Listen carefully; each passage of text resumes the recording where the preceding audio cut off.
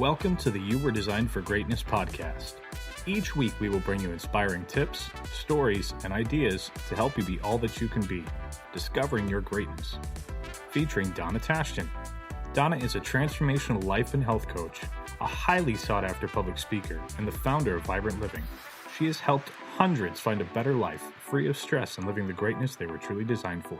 And now, your host, Donna.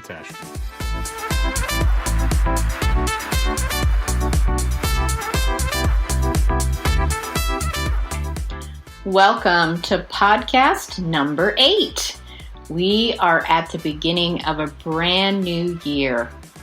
It's a wonderful, hopeful feeling to push the refresh button and to reevaluate and reset for the upcoming year. So let's review what we are going to cover during our time together today. At the beginning of a new year, we often reflect on goals or the common New Year resolutions. Today, I'm going to be really practical. I'm going to share tips and ideas on goal settings that happen. And I'm also going to share why New Year's resolutions generally do not work. Does that sound good? Great. Let's dive in. If I had a different middle name, it would probably be Planner. And for those of you who know me, don't laugh, but you know it's true. I have always been a planner. But it hadn't always been a good thing that has been a quality of mine. We quickly learn that everything we plan doesn't go like we plan. One life-changing skill that I have learned is the balance of planning and flexibility to adjust. When something doesn't go as planned, we don't have the results we want. If we become rigid, we can become self-critical, angry, sad, depressed, and anxious. And these are just a few reasons some people don't even bother to set goals or to deal with resolutions because they don't want to be disappointed and to step in to being self-critical, angry, depressed, and sad that things didn't turn out like they wanted. But when you add curiosity and being flexible when you set goals, they can become fun, even an adventure of growth. Does that sound good? Would you like to learn how to become an adventure? Great. Let's now get a little bit more specific. So what are your goals? It doesn't matter whether they're business or personal. It is vital to know why those goals are important. The more significant your why, the greater the possibility and the motivation for there to be results. Let's take an example. For example, your goal was to get healthier. Now that is super common. But get healthier in its statement is not measurable. So let's try to make it measurable. Let's say to make it measurable, I'm going to eat better. And I'm going to eat better by reducing sugar and empty carbs. I'm going to exercise or add movement to my schedule 3 times a week. And I'm going to spend quiet time with deep breathing and thinking each day. Does that sound good? Now let's say you are around 40 and weight has been creeping up and you want to lose some weight and just feel better. Now this is a great goal, but if we add a serious illness or pain associated with this, do you think your why, that you're going to do the things we listed, becomes much stronger? Taking time to find out the why behind each goal. Why is this important? Why is this something that I want? Why does this matter? Is necessary for results. Around 6 or more years ago, I began developing severe joint pain. And it was to the point that I cried when I was using my hands, and I was taking 8 to 12 or so ibuprofen a day to try to manage the discomfort and get through the day. I knew that if I went to the medical doctors, they would simply prescribe a medication without necessarily dealing with the why was I having these symptoms in my 40s. So I began to do research and study and pray on what could be causing joint pain. Through that process, I made healthy, different choices. I began to add different levels of movement that didn't hurt, like yoga, and I began to eliminate gluten and sugar from my diet.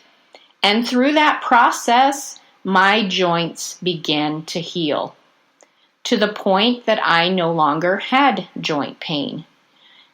I was extremely motivated. It was a drastic diet change for me. I was overwhelmed and didn't know how to proceed. But because of my level of why, I did it.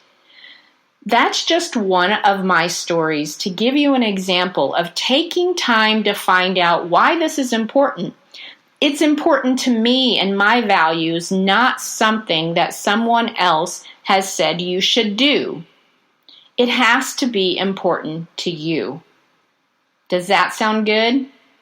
Now we're going to get a little bit more practical. Now, a lot of people make annual goals, and I make them too. But I have found that quarterly goals can be much more impactful. So you take your annual goal and you ask yourself, what can I do this quarter to move me forward to my goals? What can I do in the next 3 months? What is manageable? What could I do? One goal that I hear quite often is I want to spend quality time with my family and friends. We work so much and are under such stress that this is an extremely common, heartfelt goal that we have. So that is my annual goal. I want to spend more quality time with my family and friends. So I have to ask myself, what am I going to do this quarter to bring me those results?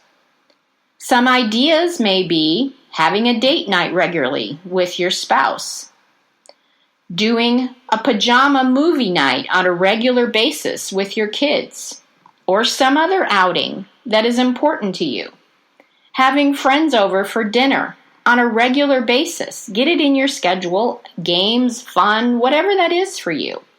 Whatever your ideas are, write them down. What would you like to do to improve your relationships? And then write them down. How many times am I going to do them this next quarter? The next 3 months? How many times am I going to do it next month and this month?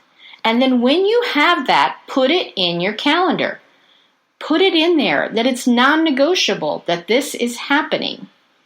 This works the same way, whether it's a business goal, a health goal, a spiritual goal, whatever it would be.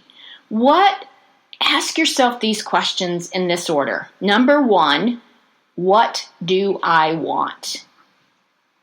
Number 2, why do I want this? Number 3, how will I measure it this quarter? How will I measure it? How will I know that I have this, that I'm moving forward to this? And then schedule it. Put it on your calendar. A final important step in this whole goal process is accountability. That's one of the things I provide as a coach, is support, clarity, and accountability. Both support and accountability are so important.